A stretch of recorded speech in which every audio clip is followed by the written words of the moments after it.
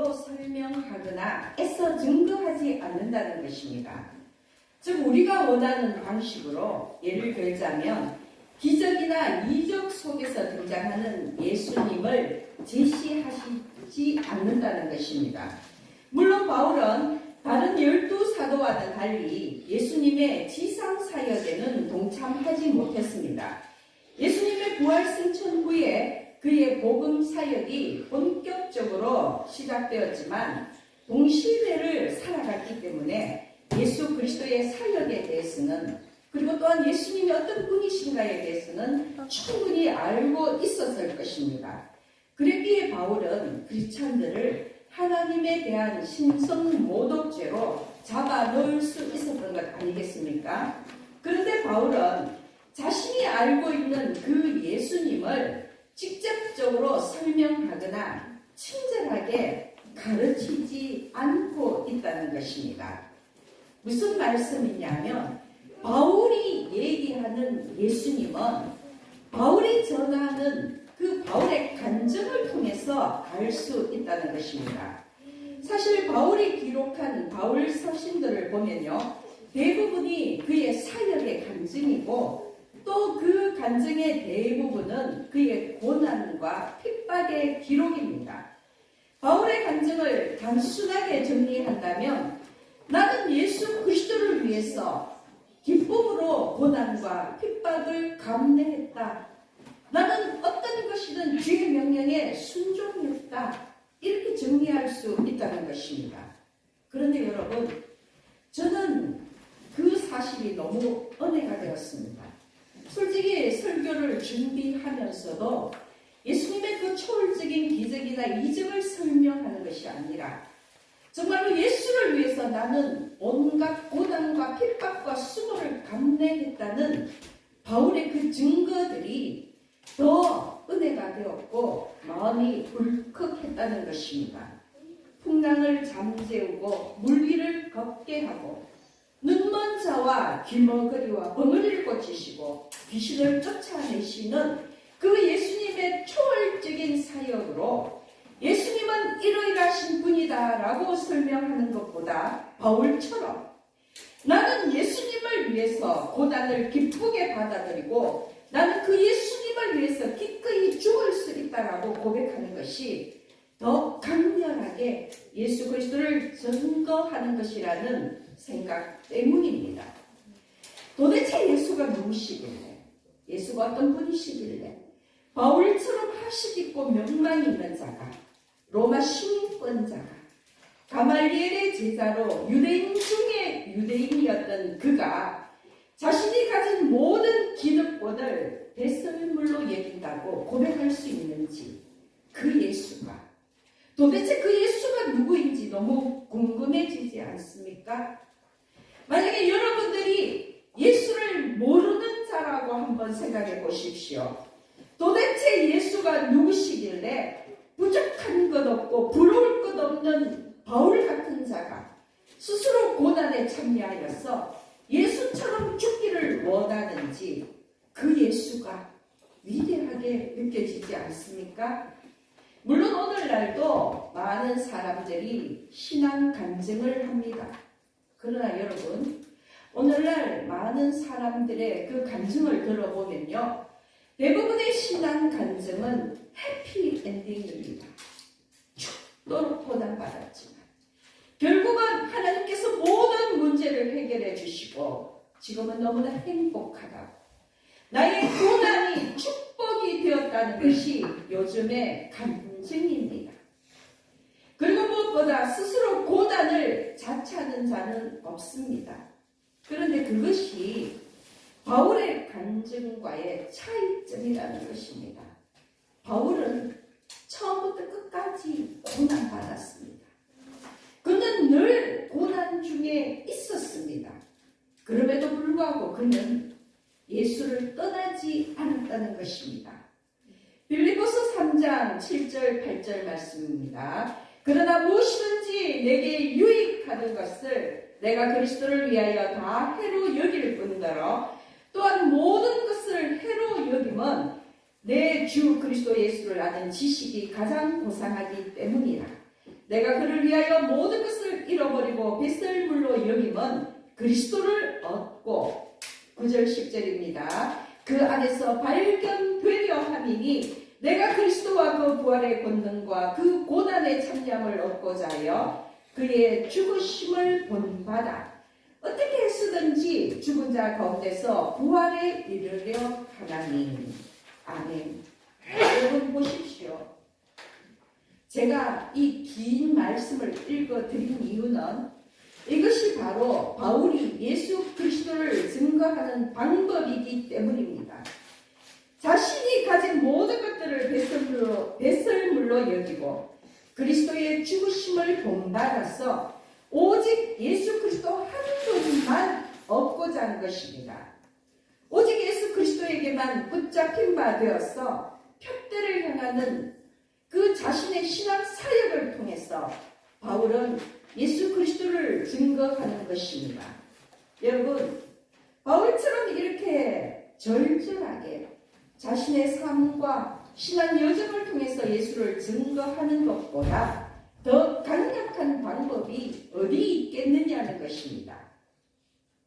예수를 거부하고 예수 믿는 자를 핍박하고 잡아가던 바울이었는데 오히려 이제는 예수를 위해 스스로 고난당하기를 자처하고 예수를 위해 죽기까지 충성한 바울 자신이야말로 예수 그리스도의 확실한 증거인 것입니다.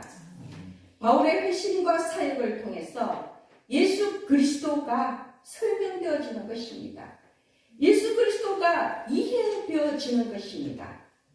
오늘 본문 말씀 히브리서 1장 12절을 보십시오. 이로 말미암아 내가 또 이 고난을 받되 부끄러워하지 아니함은 내가 믿는 자를 내가 알고 또한 내가 의탁하는 것을 그날까지 그가 능히 지키실 줄을 확신함이라. 여러분, 저는 이 본문 말씀을 전하면서 내가 믿는 자를 내가 알고 또한 내가 의탁한 것을 그날까지 그가 능히 지키실 줄을 확신함이라. 이 구절을 붙들고 묵상했습니다.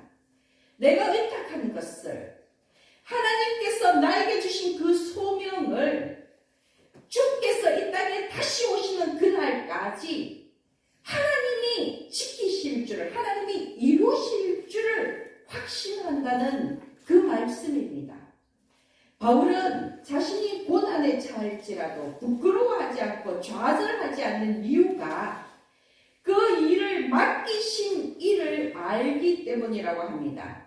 그리고 또한 주의 일이기에 주께서 능히 지키실 줄 확신하고 흔들리지 않는 것입니다. 고린도후서 11장 23절 이하를 보면 바울의 고난에 대한 증거가 나옵니다. 수고를 넘치도록 하고 옥에 갇히기도 더 많이 하고 매도 수없이 맞고 여러 번 죽을 뻔하였으니 유대인들에게 40에서 하나 감한 매를 5번 맞았으며 3번 태장으로 맞고 1번 돌로 맞고 3번 파선하고 일주일을 깊은 바다에서 지냈으며 여러 번 여행하면서 강의 위험과 강도의 위험과 동족의 위험과 이방인의 위험과 시대의 위험과 광야의 위험과 바다의 위험과 거짓 형제 중에 위험을 당하고 또 수고하며 애쓰고 여러 번 자지 못하고 줄이며 목마르고 여러 번 굶고 춥고 헐벗었노라.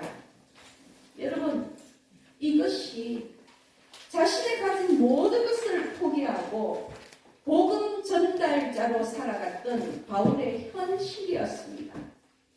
예수를 믿고 난 이후부터 복음을 전하면서 바울의 육신은 하루도 편할 날이 없었다는 것입니다. 하루도 고난받지 않는 날이 없었다는 것입니다. 물론 예수님의 12 사도들 역시 옥에 갇히고 매 맞으면서까지 예수 그리스도의 복음을 전했습니다. 그런데 이들이 죽기까지 예수를 증거한 이유는 오늘 본문의 말씀처럼 그들을 통해 하나님이 하시고자 하는 일을 반드시 이루신다는 확신이 있었기 때문입니다. 여러분, 그런데 하나님이 반드시 하나님의 일을 이루실 줄 확신하는 이것이 바로 하나님의 전능하심입니다. 여러분 명심하십시오. 하나님의 뜻과 계획이 반드시 이루어지는 것이 하나님의 전능이라는 것입니다. 지금 바울은 어떤 상태입니까? 지금 믿음의 아들인 디모데에게 편지를 쓰는 바울은 지금 옥에 갇혀 있습니다. 옥중에서 쓰는 편지입니다. 언제 죽을지 모르는 상황입니다. 그럼에도 불구하고 바울이 무엇을 이야기하고 있습니까? 하나님께서는 바울 자신에게 맡기신 이 복음 전파의 사명을 바울을 통해서 반드시 이루실 것을 확신한다고 말하는 것입니다. 옥에 갇힌 자가, 언제 죽을지 모르는 자가 하나님의 전능하심을 믿고 자신을 통한 하나님의 그 계획이 반드시 이루어질 줄 믿는다고 그 확신을 간증하고 있는 것입니다. 그래서 저는 이렇게 하나님이 소명 받은 자를 통해서 그분의 일을 끝까지 이루어 가시는 것이 하나님의 전능하심이라고 생각합니다. 우리처럼 불완전하고 연약한 자를 통해서 날마다 넘어지고 쓰러지고 흔들리는 갈대 같은 인생이요, 죄 많은 우리들을 통해서 여전히 변함없이 하나님의 구속사를 이끌어 가시는 그것이야말로 하나님의 능력이요, 그것이 바로 하나님의 전능하심이 아니겠습니까? 아멘. 저 역시도 마찬가지입니다. 제가 체험했던 그 어떤 기적과 환상과 계시를 다 떠나서 제가 이날 이 순간까지 여전히 하나님을 사모하고 있다는 것, 여전히 주신 소명을 감당하기 위해 발버둥치고 있다는 이 사실이 하나님이 살아계시다는 증거라고 생각하기에 바로 이것을 통해요, 나를 통하여 내가 여전히 주를 믿고 의지하고 사모하고 있다는 이것을 통해서 하나님은 과연 전능하시구나 하고 고백할 수 있는 것입니다. 여러분, 창과 방패의 이야기를 아시죠? 모순이라고 합니다. 모순이 무엇입니까? 어떤 사실이 앞뒤가 논리적으로 맞지 않는 것을 창, 모, 방패 순자를 써서 모순이라고 하는데요, 유래가 있습니다. 전국시대 초나라에 무기 상인이 있었는데 그가 시장에서 창과 방패를 팔고 있었습니다. 상인은 창을 들고 이 창은 너무나 예리해서 그 어떤 방패라도 단숨에 뚫어버립니다 라고 자랑을 했습니다. 그리고 그 옆에 있는 방패를 들고서는 이 방패는 너무나 견고해서 어떤 예리한 창도 다 막아낼 수 있습니다 라고 소리쳤습니다. 그래서 그 무기를 구경하고 있던 어떤 구경꾼이 상인에게 물었습니다. 그러면 그 예리하기 짝이 없는 창으로 그 견고하기 짝이 없는 방패를 찌르면 어떻게 되지요? 여러분, 어떻게 되겠습니까? 그러자 상인은 아무 말도 못했습니다. 말문이 막혀버렸습니다. 모든 방패를 뚫어버리는 창과 모든 창을 막아내는 방패가 공존한다는 것은 말이 안 되기 때문입니다. 그래서 이것이 모순입니다. 여러분, 제가 이 모순 이야기를 하는 것은요, 하나님의 전능하심을 1차원적으로 해결하지 말라는 의미입니다. 전능하신 하나님이 왜 아담과 하와가 선악과를 따먹도록 내버려 두셨나? 전능하신 하나님이 왜 가인이 아벨을 죽이도록 내버려 두셨나? 전능하신 하나님이 왜 사탄의 괴계를 미리 차단하지 않으셨냐 하고 질문하지 말라는 것입니다. 그것은 하나님의 전능하심을 오해하면서 스스로 모순에 결과를 낳습니다. 여러분, 물론 하나님은 전능하십니다. 마귀를 원천 봉쇄하실 수 있습니다. 아담과 하와가 선악과를 따먹으려는 그 순간에 아담과 하와의 눈앞에서 선악과를 싹 사라져버리게 하실 수도 있다는 것입니다. 그러나 여러분은 우리 하나님이 마술사가 되기를 원하십니까? 하나님은 마술사가 아닙니다. 그렇게 하실 이유가 없습니다. 제가 늘 강조하지만 아담과 하와가 선악과를 따먹고 하나님의 명령을 어긴다 할지라도 또 마귀가 하나님께 대적하여서 세상을 마음껏 유린한다 할지라도 하나님의 계획은 변화가 없으시다는 것입니다. 하나님은 이루시고자 하시는 그 일을 반드시 이룬다는 것입니다. 그 어떤 변수가 있어도 하나님의 계획은 변함이 없으시다는 그것이 하나님의 전능하심이라는 것입니다. 아직도 어린아이처럼 하나님께 도저히 하나님이 헤아릴 수도 없을 정도의 많은 별을 하늘에 만들어 보세요. 그리고 그 많은 별들의 개수가 몇 개인지 저한테 한번 얘기해 보세요. 그렇게 하나님의 전능하심을 증명하라고 이야기하시겠습니까? 설마 그렇게 하나님의 전능하심을 모순으로 풀어보려고 하시지는 않으시겠지요. 여러분, 무엇보다 중요한 것은 하나님은 우리가 원하고 바라는 대로 일하는 것이 아니라 하나님은 하나님이 원하시는 대로 일하신다는 것입니다. 그것이 하나님의 주권입니다. 이 하나님의 주권에 승복해야 합니다. 마귀를 원천 봉쇄하는 것이 하나님의 전능하심이 아니라 날고 뛰는 마귀가 우리를 넘어뜨리고 쓰러뜨리는데도 불구하고 이렇게 연약한 우리를 일으켜 세워서 주의 일을 온전히 이루어 가시는 것이 성경에서 가르치고 있는 하나님의 전능하심이라는 것입니다. 그리고 또한 여러분, 성경의 역사에 등장하는 인물들을 보십시오. 대부분 너무 연약한 자들입니다. 늘 시험에 빠집니다. 늘 절망합니다. 거기다 비도덕적인 자들도 많고요. 혈기왕성한 자들도 많습니다. 그런데 그런 자들이 하나님의 손에 붙들려 변화되고 하나님의 역사를 써내려가는 그것이 하나님의 전능하심이라는 것입니다. 이해하십니까? 네. 그러므로 여러분, 불치병이 치료되고 안전뱅이가 걷고 귀신이 쫓겨가는 것으로 하나님의 전능하심을 판단하지 마십시오. 그런 이적적인 행위는 마귀도 한다는 것을 알아야 합니다.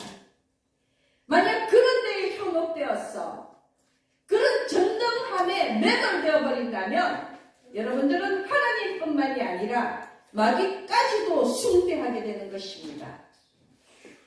세상에서 모든 죄악이 사라지고 세상에서 모든 장애물이 없어지고 세상에서 온갖 질병이 사라져야지만 하나님이 전능하신 것이 아닙니다.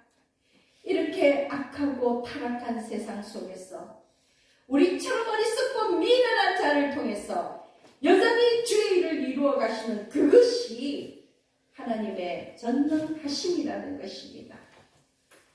우리가 숱한 시련과 절망 속에서도 하나님을 떠나지 않고 지금 이 자리에서 하나님께 예배드리는 이것이 전능하신 하나님의 능력 때문이라는 것을 깨달으시기 원합니다. 그래서 바울은 예수 그리스도의 기적을 이야기하지 않습니다. 예수님이 어떤 기적을 어떻게 일으켰는지 거기에 초점을 맞추지 않습니다. 바울은 자기와 같은 폐악한 자를 통해서 하나님이 어떻게 복음 전달자로 사용하시는지 자신의 사역을 간증하고 있다는 것입니다. 그런데 그 사역이 처음부터 끝까지 고난과 핍박으로 점철되어 있습니다. 그리고 그럼에도 불구하고 그는 기뻐하고 감사하며 자신의 소명을 감당하고 있습니다. 그래서 우리는 오히려 그런 바울의 사역의 간증을 통해서 예수가 누구인지, 어떤 분이신지를 더 잘 알 수 있는 것입니다. 고난 중에서의 바울의 확신이 과연 예수님은 전능하신 하나님이시구나라고 깨닫게 하는 것입니다. 내가 믿는 자를 내가 알고 또한 내가 의탁한 것을 그날까지 그가 능히 지키실 줄을 확신함이라는 이 고백이 바로 하나님의 전능하심을 증거하는 것입니다. 그래서 바울은 오늘 이 말씀을 나누는 우리에게 권면합니다. 14절 말씀을 보십시오. 우리 안에 그하시는 성령으로 말미암아 내게 부탁한 아름다운 것을 지키라. 이 아름다운 것이 무엇이겠습니까? 예수 그리스도의 복음이요. 또한 우리에게 주신 소명입니다. 여러분, 하나님이 여러분에게 부탁하는 것을 지키십시오. 주께서 주신 소명을 감당하십시오. 전능하신 하나님이 우리를 통해서 계획하신 모든 것들을 반드시 이루실 것입니다. 주께서 능히 지키실 줄을 확신하십시오. 또한 구약의 대부분을 보면 이스라엘의 역사라는 것을 알 수 있습니다. 모세 오경이 기본적으로 이스라엘의 역사이고요. 그 외에도 여호수아, 사사기, 사무엘 상하, 열왕기 상하, 역대 상하가 모두 역사서입니다. 신약에 넘어오면 사도행전 그리고 요한계시록까지도 엄밀하게 따지면 역사서로 분류할 수 있습니다. 그런데 왜 성경에 이러한 역사 기록이 많겠습니까? 여러분, 우리는 그 안에서 사람의 역사가 아니라 하나님의 구속사를 읽어야 하기 때문입니다. 여러분, 성경에 이렇게 역사서가 많은 이유는요, 하나님께서 사람을 통하여서 하나님의 그 구속사를 이루어 가신다는 것을 전도하기 위함입니다. 사람의 역사가 아니라 하나님의 구속사를 보여주기 위해서 성경은 유난히 역사를 많이 기록하고 있다는 것입니다. 하나님의 일꾼들을 통해서 어떻게 하나님의 일을 이루어 가시는지 하나님의 구속사를 보여주기 위해서입니다. 그러므로 성경을 읽을 때에는 창세기에 있는 천지 창조부터 요한계시록의 그 마지막 심판 때까지 하나님은 구속사의 완성을 위해서 무엇을 원하시고 어떻게 일하시는지에 초점을 맞추어야 합니다. 그리고 우리는 하나님의 그 구속사의 목적을 이루어가는 일에 동참해야 한다는 것입니다.